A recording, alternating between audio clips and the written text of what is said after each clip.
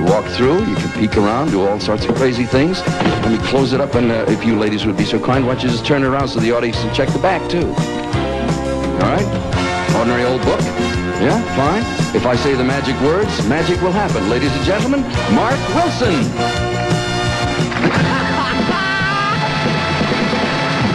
Hi, thank you, sir.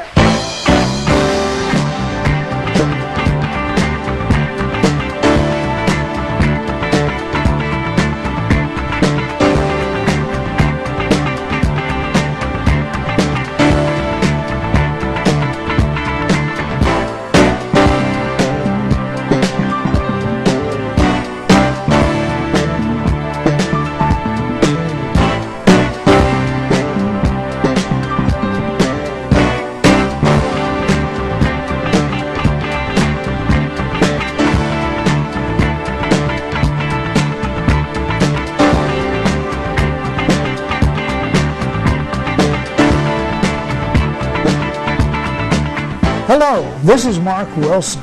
I've spent my entire career presenting all kinds of magic all over the world under all kinds of conditions. Now in the past, famous magicians presented basically the same show over and over again, bringing in a new audience for every performance. Today, particularly on television, you have basically the same audience every week. So you must change the show every week. It means more magic and, in our case, more illusions. I've also determined that the cost of an illusion does not say whether it will be entertaining or not. Just because a trick is expensive doesn't mean that it is necessarily good. So on this tape, I'm teaching you how to build and perform some great illusions that we've presented many times, done with props that you can build inexpensively. Now another thing I've determined, any success I've had is because of the wonderful, talented people who have helped me, both on camera and off. And my main helper was my beautiful wife, Nani Darnell. Nani was my co-star on almost all of my shows over the years. I think she's been in and out of more different illusions than anyone else in history. Now here's Nani as she appeared in a few of those performances.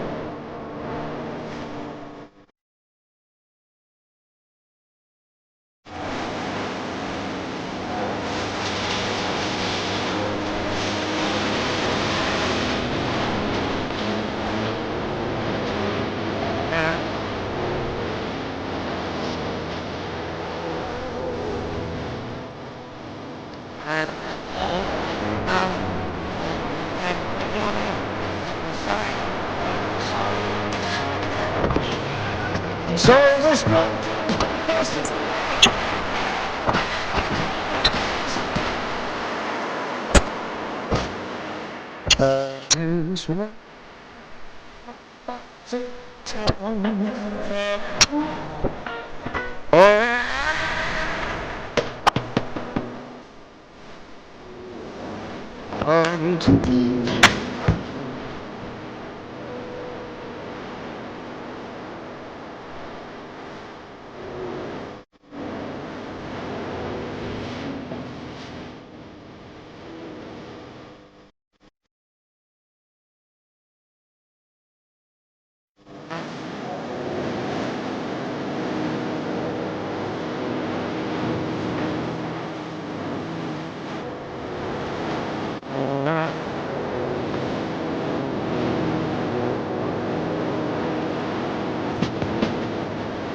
The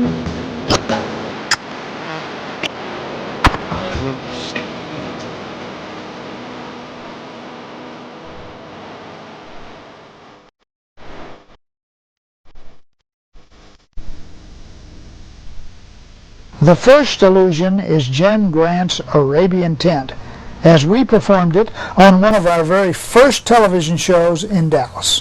The Magic Circus! Featuring Nani Darnell, the world's most beautiful clown, Mike Wilson, the world's smartest clown, and Rebo, just a plain clown. Presented by Scott Brand Cellophane Tape, the tape that sticks like crazy. And starring the man with the $50,000 hand, the Scott Brand Tape sorcerer himself, Mark Wilson!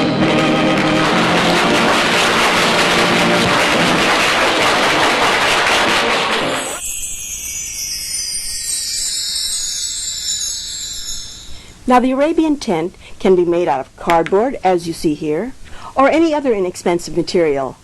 But the principle always remains the same. That's right, and we're going to explain that principle now. Here's how the illusion works. Now, the person who's going to appear, in this case, is lovely a wooden doll. We'll just use this to show you how it works. Is hiding behind the roof, like so. Okay. Now the other sides and the fronts and back are shown. These happen to be hinged together like this in one piece, like the two pieces hinged together and make it one piece. I don't know. All right. Now, when this is set up, it overlaps the roof a little bit, so the person that's back there sneaks from behind the roof over here, behind the front and the side. Then the other front and side are put on, shown empty, put on like this. And the girl, you see, is already inside. Now the roof is put on. Now you add a little magic. Woo, hey. And sure enough, look what happened. Take the roof off. Sure enough, there is the young lady who appears as if by magic. The rest of the stuff can be struck right away. The stage is clean, and you've done a very nice illusion. Now, that's the way usually the Arabian tent works. Now let us show you how we adapted the Arabian tent to the Magic Circus show. Here we go.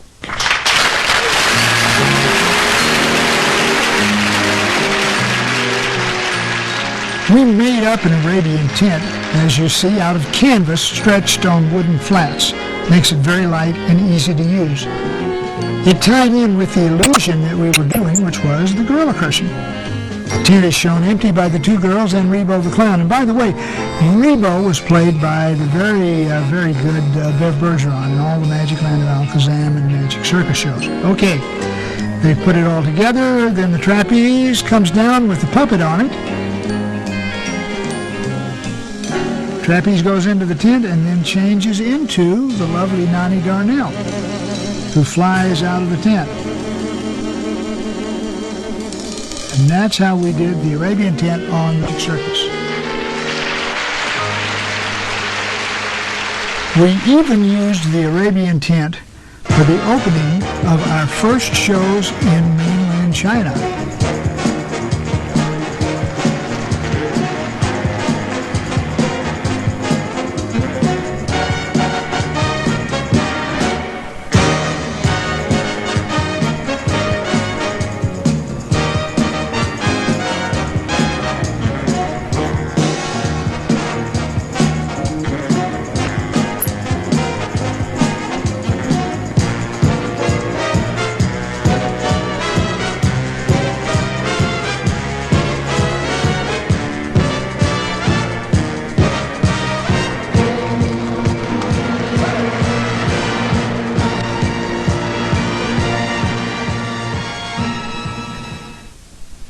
If you're performing for television where the audience is in a space just this big, you can do this illusion without any angles. No angles. No angles. That's good, because the entire audience is right there in the television lens. Huh? Right? So, you know, you don't get just 5 or 10 or 15 people there. You can get literally millions within that very small space. Now look, watch as we perform the Arabian tent on one of our television shows. Good. Here we go.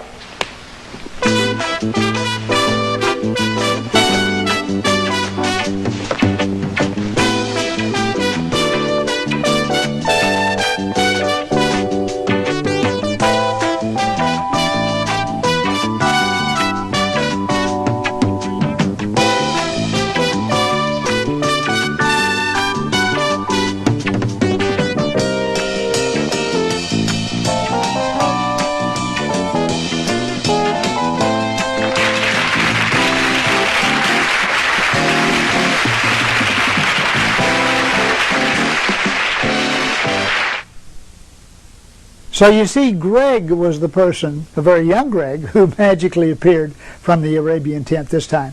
Now let me show you exactly how that worked. We'll run it again for you. Now at the start of the trick, Greg is hiding behind the roof, so you can't see him. That front and the side are set up. Greg creeps around behind the front and the side. The back on the other side are put on.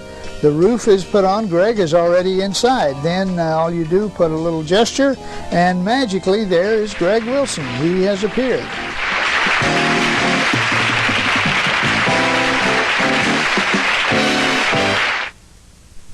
Now here's another use of the Arabian tent principle, which is not just production. We shot this back in Dallas. It's in black and white, but it'll show you exactly what I'm talking about. Watch closely. 1, 2, 3, hoop. Thank you very much. I'll just slip into this. Chinese magicians quite often wear long robes like this. Whoops. Occupational hazard. There we are. Get in there. Now you snap it up at the top, and I'll snap it down here. There we go. And I'll put on some gloves like this. Now, to make it complete, I'll put on this mask.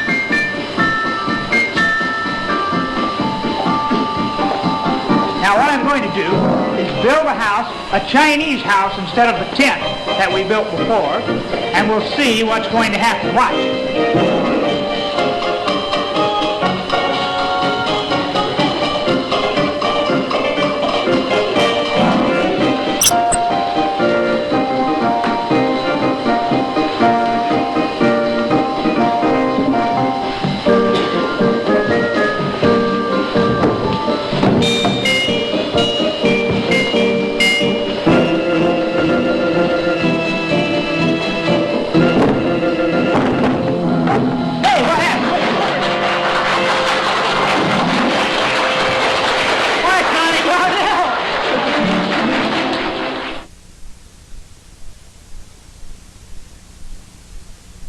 So I'm going to show you right now. Of course, the Chinese magician wouldn't wear the type of clothes that I have on. He would wear a Chinese robe, and here's one right now.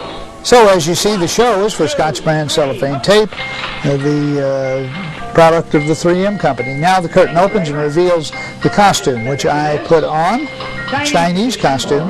Well, if you do this trick this way, you must have a costume that completely covers the magician from top to bottom, like so. Now we button up the front of the costume, covering it all with patter that you just heard, explaining the costume. This is a Chinese trick. Gloves are a good thing to have, as you will see in just a moment, because of the switch, so that it hides the hands of the magician. Now the head is covered as well, in this case with a complete mask, making the Chinese magician complete. Now what I'm going to do is build a house. Now watch what happens here. I'm going to go off and get the house, and that's where the switch takes place. When I walk off stage on camera left, like this, it's not me that comes back out pulling the house. That is Nani. Nani is inside a duplicate costume. She opens the lid and puts it over the side of the opening on the stage. You see there's a little overlap. Now the front, the back, and the sides are all together in one piece, which Nani puts, so that I, taking the costume off, have crawled out from backstage. I have snuck into that house. Sure enough, I appear, and then we discover that the Chinese person is Nani. And that's how you can do the trick. Now we'll show you exactly how that Arabian tent principle works as a switch. Now watch closely, because this is one of our instructional tapes. First you'll see the effect of this ghost house, and then you'll see exactly how it's done. Here are the remains of a ghost house. I'm going to assemble this house. In order to do it, I should have the proper evening attire. What do you wear to a haunted house? Of course.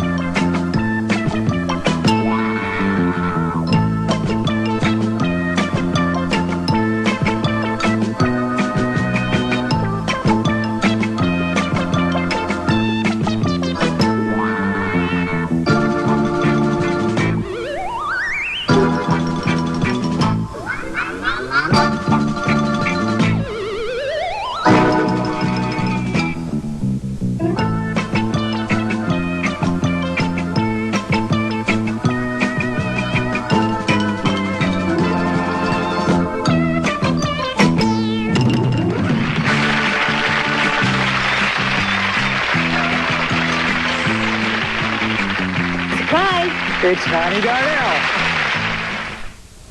Now I'm going to show you exactly how that trick works.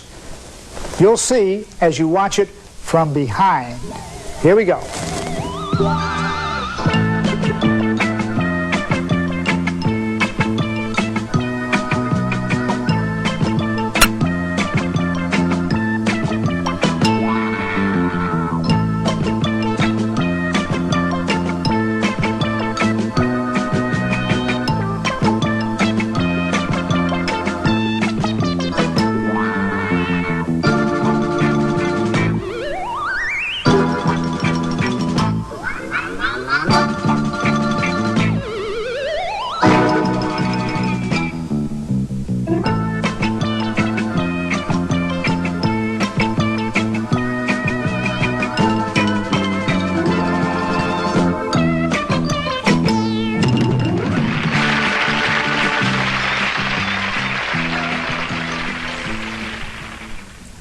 One of the very few drawbacks of the Arabian tent illusion is that there are angles where a secret person can be seen.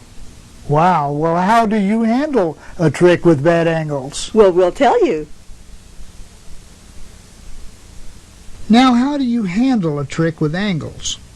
Well, one of the first things you need to do when you put on a show in any new location is to have a couple of your people sit in the worst seats in the house when you rehearse the show.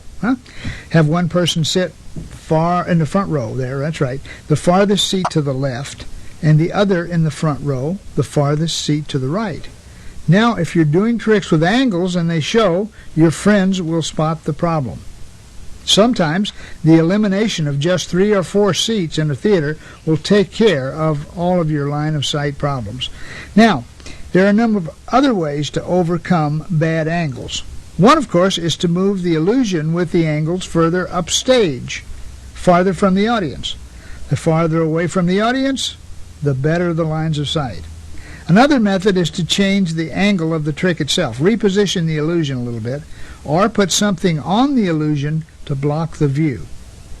Another way, you can close the curtains a bit. The front curtains are good to do that. Close them maybe a couple of feet, blocking the lines of sight, or you can have an assistant or two standing in the proper positions at exactly the right time during the trick. Now, the last method for overcoming a bad angle on an illusion is to change the illusion.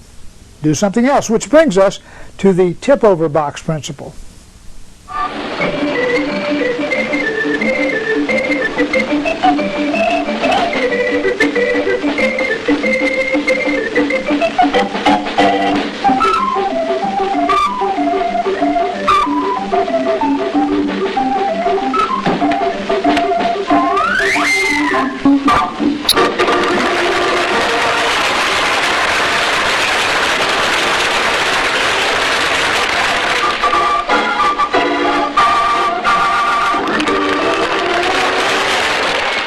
That was the tip-over box, which we showed empty, and then the beautiful Connie Darnell magically appeared. And there are many different possible sizes you can make the tip-over box from. Here's one from Kellogg's cereal where Mark used a much smaller box. Wells Fargo Stagecoach Strong Box. Strong Box. That's just what I need to keep my tender puffs of gold in. Golden Kellogg Sugar Pops, I mean. Now, there's supposed to be an outlaw in these parts. Rip-roaring Rebo is what they call him. Oh, hi, Rip-roaring Rebo. We were just, what is it you want? Sugar Pops. This strong box is empty, sir. I hope the magic word works this time. Kellogg's. Can't blame him. Sugar Pops do taste poppin' sweet, don't they? They're so fresh and crunchy, everybody likes it. Now let's say the magic word again. Kellogg's. There they are, with happy little Sugar Pops Pete and his sugar popper on the front. Get some for yourself, because you know, top hens get poppin' with Sugar Pops. Now, to show you exactly how the tip-over box works, here it is from Volume 4 of our video course in magic. You'll see first the effect, and then the secret. Now, here's an illusion that you can make inexpensively, and it's a good one. Watch. a box. The box is empty. Nothing there. And yet, when you add a little magic, 1, 2, 3, hop, sure enough, a beautiful young lady appears. The name of the illusion is the tip-over box. It's a classic in magic. The reason it's so inexpensive is because it's made entirely, in this case, out of corrugated board. So you go to your local box store and you can buy all the parts for a few dollars and make this up. Now here's the way it works. Look, inside, let's tip it over this way first, honey. Look, there's no bottom. But the audience doesn't know that because, look here, this is another piece of corrugated board that's hinged down at the bottom, down here, down at the base. Now notice that there's a lip here on top, the left, and there's a lip on the bottom like this, about 2 inches. All right? Now, when Karen is inside, and she's in there, of course, from the very start, like so. Now, watch what happens. We're going to tip it over for you again, but we'll leave the lid open so you can see exactly what's going on. Here we go. Now, Karen is hidden behind that extra piece of board, like that. And after it's tipped all the way, she's back in the back. Say hi. Hey, okay. Now, all we do, and remember, this lid is closed so the audience doesn't see this. We hinge it back up. Karen is hidden behind that back piece there. Then all you have to do is go 1, 2, 3, alakazam, and you get a beautiful young lady. In written form, this is covered in Mark's book, Mark Wilson's Complete Course in Magic, which shows exactly how to build a tip-over box. Here's another way to use the tip-over box principle. Mark will show it to you. Now, here comes Rebo the Clown with the great big top hat. Hi, Rebo. Now, Tim, you know, whenever you see a magician's top hat, what do you expect to see come out of it? A rabbit, exactly right. But instead of having a rabbit come out of this hat, you know what we're going to do, Rebo? We're going to put a Cub Scout into it. And then we'll see what happens, okay? No, let's put Tim in this time, all right? Yeah, we'll put Tim in the hat. You help me put him in, okay? You ready? Give us a big smile before you go. There you go. Good. There he is. All right. Good. Now, Tim, I'm going to put this cloth over your head. There you go. Here comes the cloth. Watch him. There he is under the cloth. Rebo, my hands are both busy here. Why don't you wave the magic wand for me, would you? You're going to wave the wand. He went down into the hat. Did you see that? He went down in the hat. Yes, sir. Now, Rebo, you've got to be very careful with the magic wand. You know, if you don't know how to use that magic wand, no telling what will happen.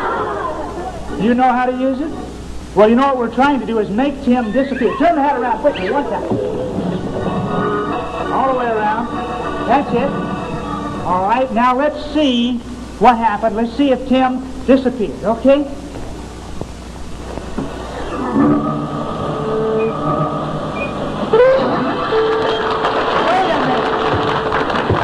Wait a minute. What happened to Tim? Look, he didn't disappear. He turned into a rabbit. Do you see this, Jeff? This is your old buddy Tim. But he's a rabbit now. Rebo, you made a terrible mistake. You must have put the wrong end of the wand. You put the end that makes the rabbits come out of the hat instead of making people disappear. Well, I'm awfully sorry, Jeff, but you can take Tim home with you, and you can show him to all the other fellows in the pack, and I'm sure he'll have a lot of fun. He'll be able to jump higher than any other Cub Scout in the business, right? Hi, Tim. And now he'll be able to wiggle his ears. He couldn't do that before, but would you like to take him home? Yeah? I wonder what his mother would say if you walked up and said, okay, here's Tim. That wouldn't be so good, would it, Jeff? No. Well, look, maybe we better try and turn him back into a Cub Scout by magic, all right? All right, good. Let's turn the hat back up again so we can put Tim back in. Tim, we're going to try to bring you back to a regular Cub Scout again, all right? Okay, good. Here we go. Down in the hat like this. Rebo, this time I'm going to wave the magic wand. I'm going to come back here, and I'm going to wave the wand, and let's see what happens. There's something under the cloth. Sure enough, there he is. There's Tim. Now you can even produce an automobile using the tip-over box principle. On the second year of the Magic Land of Alakazam, we made an automobile and Rebo the Clown vanish. Now vanish will be covered in a future lesson, but watch this. Come on, Rebo.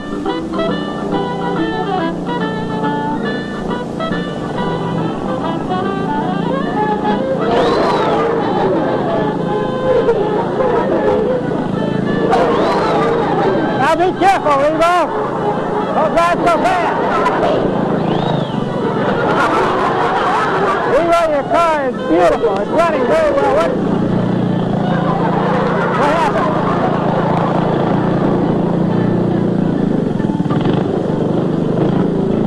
Little engine trouble?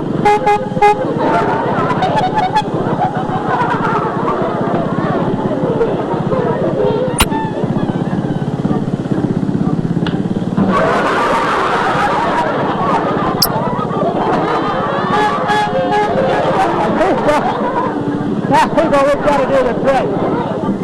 Take the car and drive it into this little cave.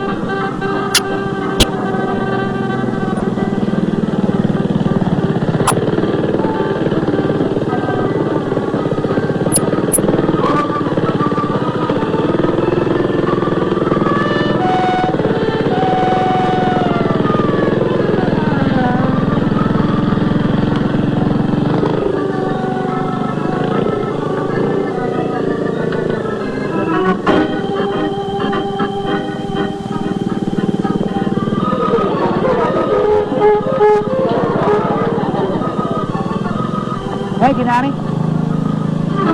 Now Rebo has driven the car into this small cave, just large enough to contain the car. And now I want you to watch because we're going to lift Rebo and the car high in the air. Here you go, Rebo.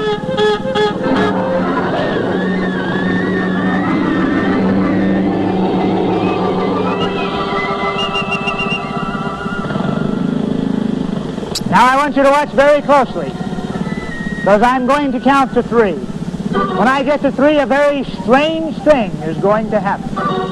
Here we go. All set? 1, 2, 3.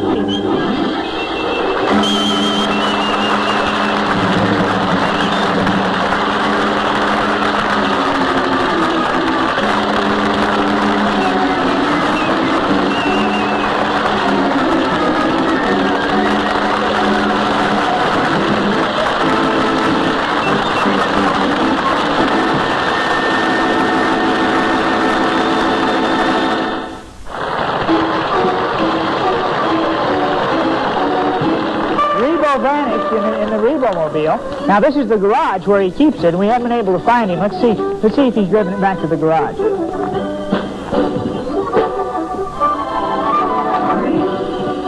I don't see it. Let's put the garage back like it was before.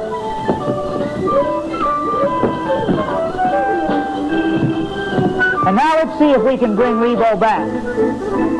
Wait a minute, I think I hear something inside the garage. It is. 1, 2, 3. Here he is.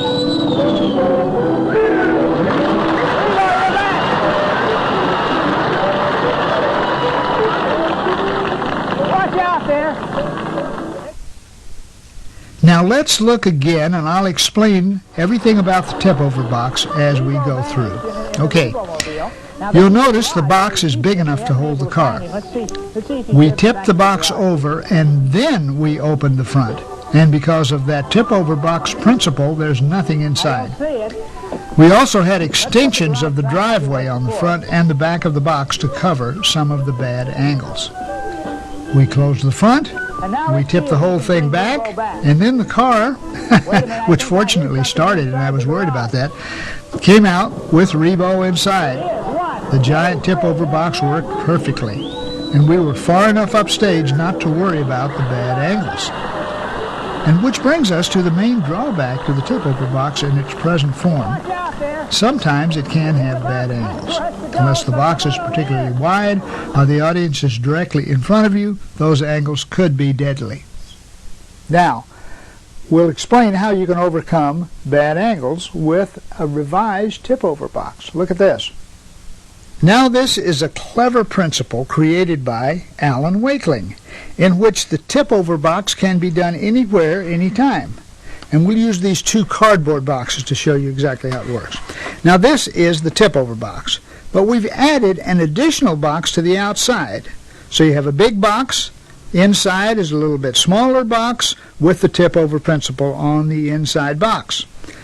So the outer box fits around the smaller box like this. Now watch what happens. Suppose I'm doing this on stage, and maybe somebody would come to me and say, "Oh, there's a delivery just arrived," and I'd say, "Oh, let's open it and see what it is." Now I open the top and the front of the outer box. The audience can see the inner box. Wow, it's in two boxes. Must be valuable. Let me look inside. Now the inner box is tipped away from the outer box, and all can see that the inner box is empty. But the bad angles of the tip-over box are covered from the sides by the larger box, as you see here. Using Alan Wakeling's principle for this double boxes affair here, you eliminate all the bad angles of the trick, and it can even be performed surrounded if you wanted to. Now you could even make this up as a giant box if you wished and produce a car as we did on the Magic Land of Alakazam or whatever. The tip-over box principle is one that you can use in many different ways. It's a very effective illusion. Now another inexpensive, very effective illusion that you can do is the mummy wrapping. Let me show you how mummy wrapping looks to an audience. Watch. We must hide him in the darkness. I know. We'll gift wrap him. We'll give him some shawl.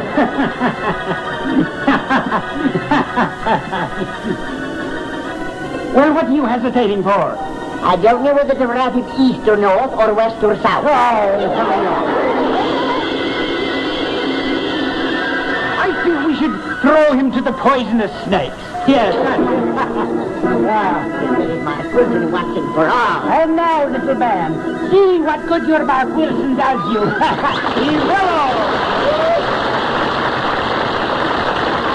Your witch's brew doesn't work so well, Evillo. There must be two Mark Wilsons. No, all of your magic is used up, Evillo. This isn't Mark Wilson. This is Christopher Periwinkle. Now, mummy wrapping is a wonderful principle, and it's very easy to do. And for the wrapping up the cloth, you can use whatever you happen to have on hand. You can make a special cloth to match the show, to fit in as you just saw. Or you can even use a bedspread if you like, just anything that's big enough to wrap a person in. But to explain exactly how the trick works, just watch, because here is a clip from the video course in Magic Volume 5. Illusions, spectacular magic tricks that involve someone in addition to the magician. Grand illusions, and the one I'm going to show you is particularly grand because it's very inexpensive. But let me show you how it works. Nani Darnell, you must have a beautiful girl assistant in order to do illusions, right? Good. Okay. Now, you're going to be wrapped up like a mummy. We're going to show you how to wrap a mummy, all right? Good. Okay, here. Want this cloth? Thank you. Yes, we have something to wrap the mummy in. Good. All right. Now just twist yourself around, Nani, so that you're wrapped up in the cloth. Okay. Now, that's the mummy. Here's the magic. 1, 2, 3. Look. It's not Nani at all. It's Greg Wilson. Hello, Greg. Hey, Dad. Welcome to the show. Thanks. Hey, you know what happened? We wrapped your mummy up in that cloth. You don't have to do that, folks. We wrapped your mummy up in a cloth, and it changed into you. So all you need is a cloth, A cloth? a magician, and 2 friends. Yeah. All right, here's exactly how you do this beautiful illusion. Now, Nani was here with the cloth, right? Ah, but you didn't know this. Behind this drape was Greg hiding, just so they can't see you, okay? Right. Now, you know, if you wanted, if you don't have a curtain or a wall to hide behind, you can hide behind a table that has a cloth over it, or anything that's just big enough to hide behind. Okay. Okay. Good, all right, so you're back there. Now, that Nani and I held up the cloth like this.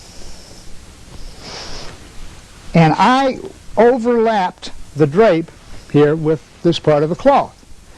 Greg sneaks out from behind, all right? I'm holding it down low so you can see.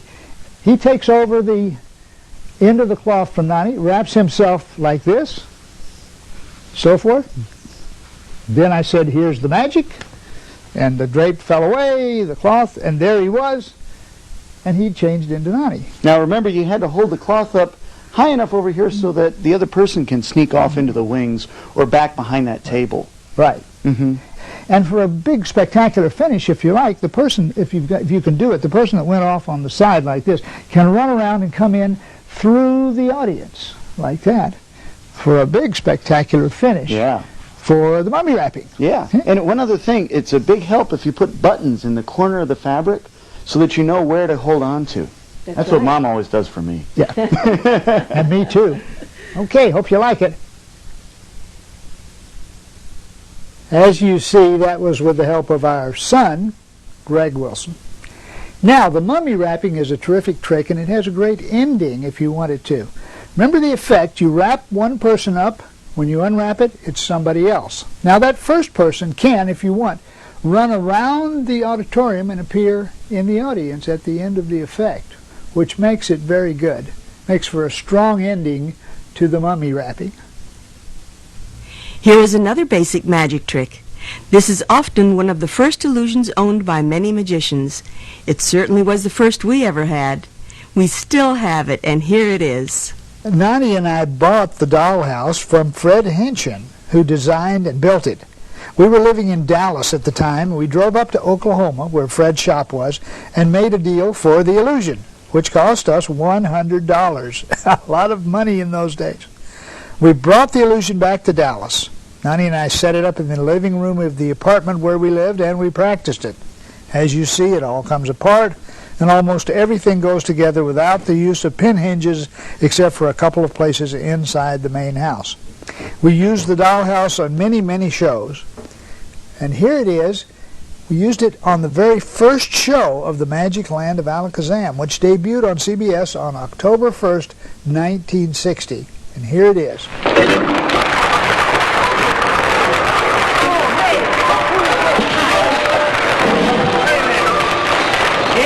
Here's a couple of young ladies from our audience. This is Carolyn, and what's your name? Cinda. And Carolyn, we're going to show you now the enchanted dollhouse. Look, and inside there's some furniture. Let's see. Here's a chair. You may have that. And here's a 4-poster bed. And let's see, downstairs, there's another chair. You got all the chairs. And there's a table with a leaf in it.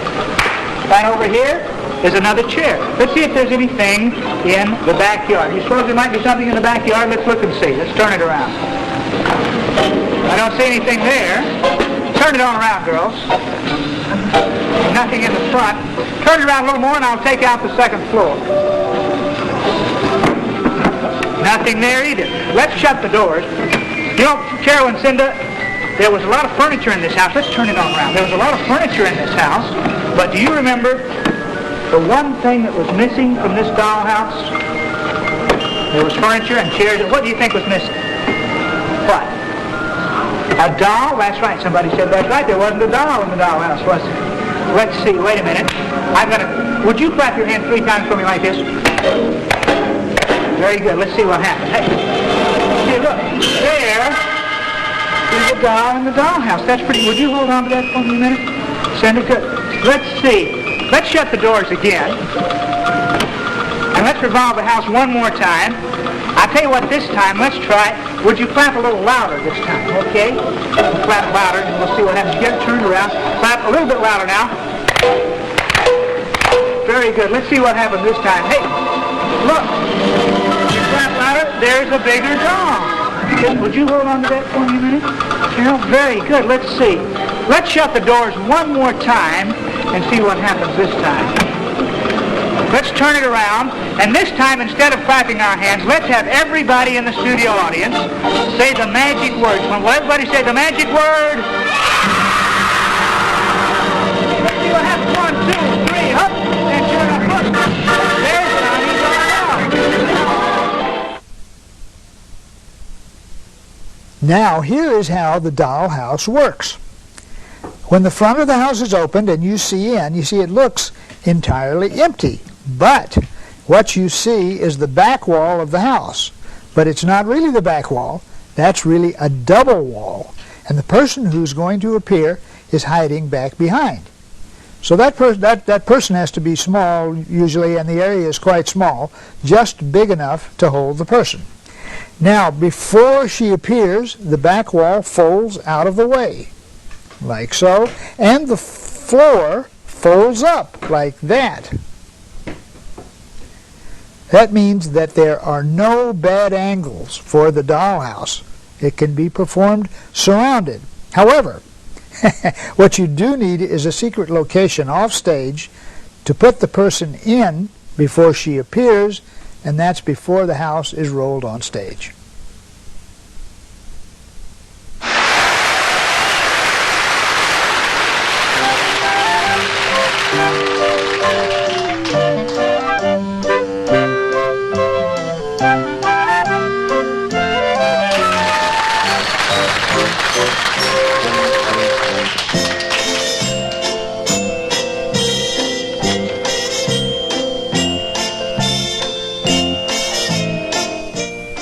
Now here's a routine with a new dollhouse, which was built by Johnny Gone and used on the Magic Circus.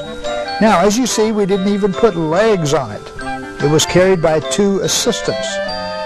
First, they showed it on all sides, and Greg showed that it was empty.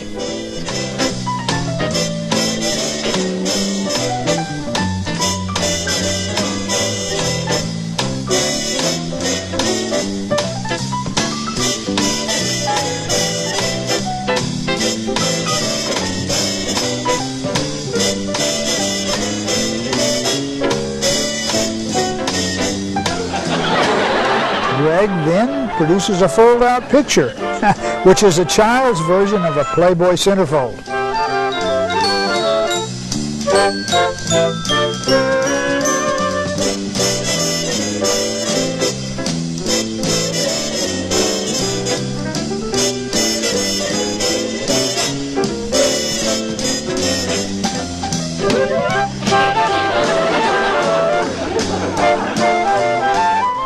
Then he magically produces a girl to match the picture. The young lady comes out of the dollhouse, and for a clincher, Greg reaches into his pocket and pulls out a giant lollipop, which he gives to the girl.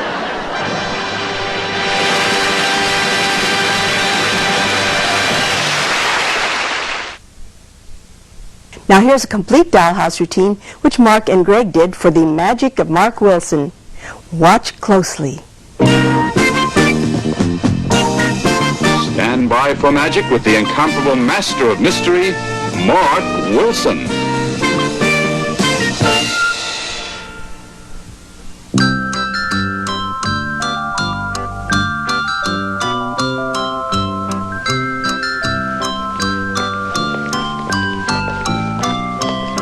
Now, Greg and I would like you to take a look at this house.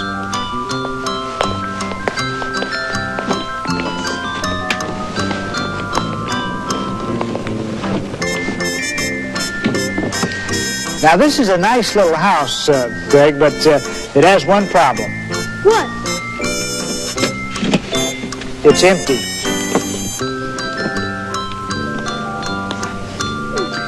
And you see, an empty house is a sad house. You know that? So let's try some magic, okay? Okay. Help me turn it around. Okay.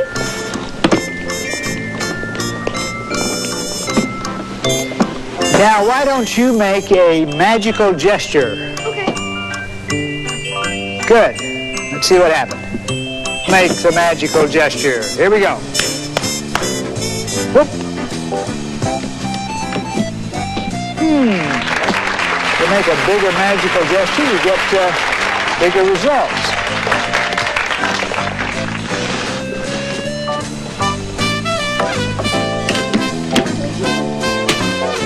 You know, Greg, those dolls were pretty, but I'm just sorry that they weren't real. Let's see what happens if we both make a magical gesture, all right? 1, 2, 3. Now.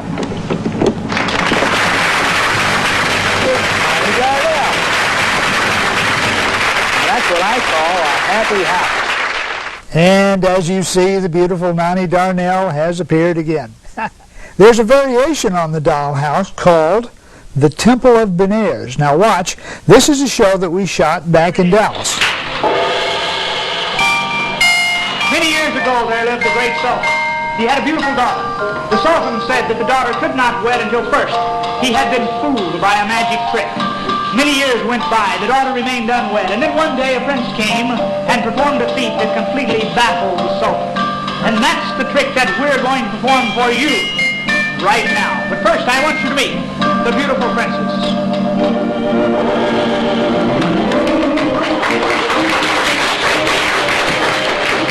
Oh, they like beautiful princesses. Down she goes into the temple. Now, We see the lovely Nani Darnell getting into the temple. Then many swords are inserted into the structure. Watch this.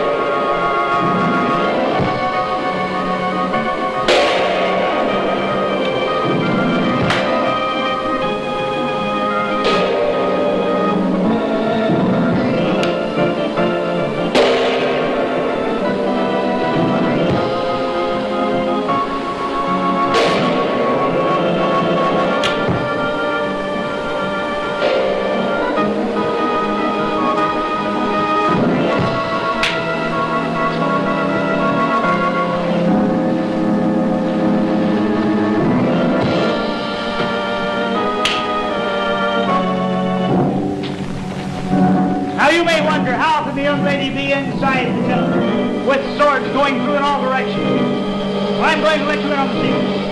Now, how did all that happen? Well, I'll tell you.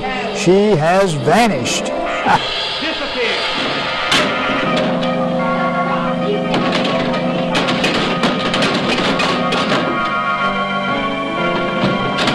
Turn around.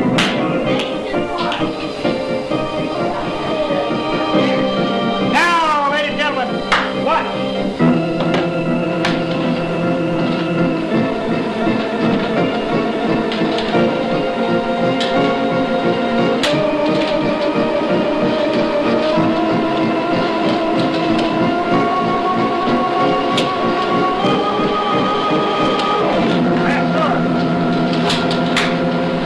And now let's see if we can bring her back. Watch, I'm going to say 1, 2. Take the swords out, and she reappears.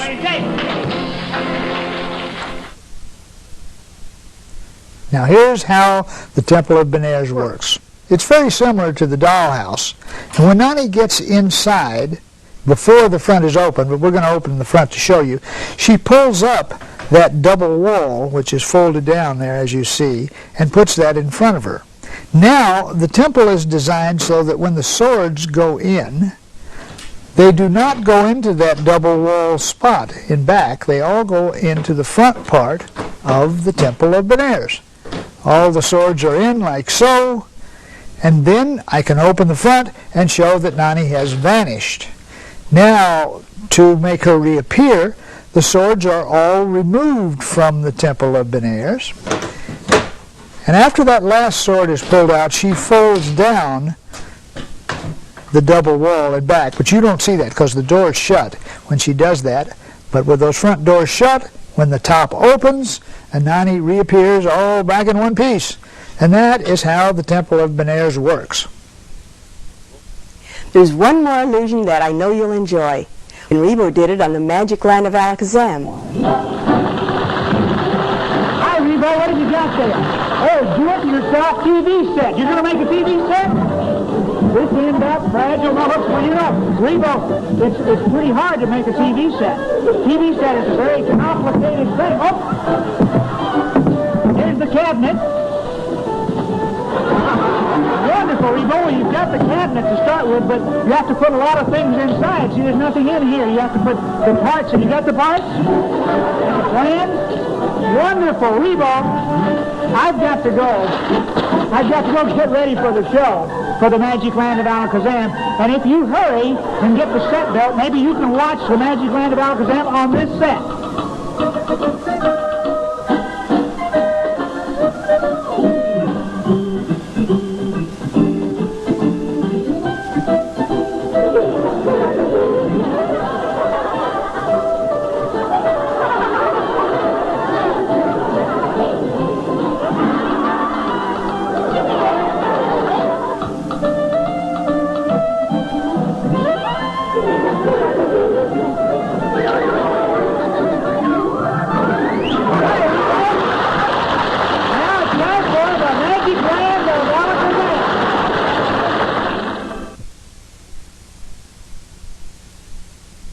Now here's how you can present this terrific illusion, which you can make from two large corrugated boxes.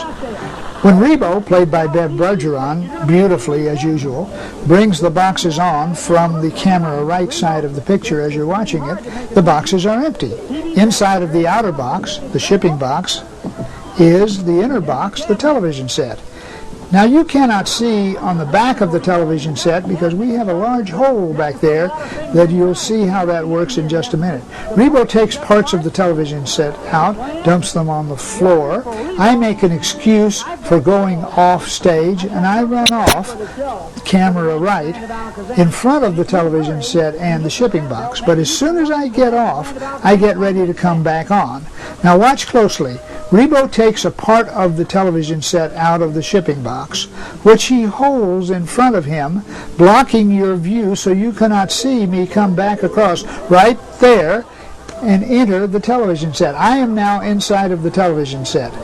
The piece of the television set goes behind me. I reach in my pocket and pull out a flashlight that I've been carrying all along, and I use that to make a light on the inside of the television set. Rebo makes the adjustments. I break through the paper on the front for my appearance just in time for the show. And you can do the same thing if you want. I see our time is about up, so we'll say goodbye as we did on the Magic Land of Alakazam. The Magic Land of Alakazam, starring Mark Wilson, has been brought to you by Kellogg's, the best to you each morning. K-E-double-L, oh, double good Kellogg's, best to you. Oh, Alakazam-a-dee-dee. Alakazam-a-dee-doo. The Magic Land of Alakazam, where wishes all come true. Alakazam-a-dee-dee. Alakazam-a-dee-dum. The Magic Land of Alakazam is fun for everyone. You laugh, you run, you wonder, make your ooh and your eyes. A welcome in the Magic Land along with your life. Oh, Alakazam-a-dee-dee. Alakazam-a-dee-go. We'll get to hear the sweet and walk to Alakazam to go. Alakazam, Alakazam, the Magic Land of Alakazam. Goodbye and happy magic.